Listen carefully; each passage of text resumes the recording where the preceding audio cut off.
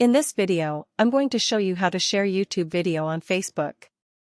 That is quite simple and easy to do, so let's begin. And first open up YouTube app, and then right from your homepage you can find a video that you want to share with somebody, and here you can tap at the three dots icon next to that video's name and then select share. That brings you share features. Also, you can open up a video, and right here you can easily find share button, and if you tap at that button it shows up the same options. And now from here you can easily find that Facebook icon if you can't find it.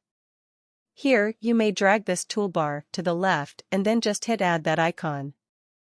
Now it asks if I want to open a Facebook app. I'll hit add open, and it moves you to create post feature, where here as you can see a text field. I got the link at that YouTube video, and also I can top right there at text field and write here something, and once I finished with that I can hit right there at post button to share that post with my followers. I hope it helps you guys, so don't forget to like and subscribe.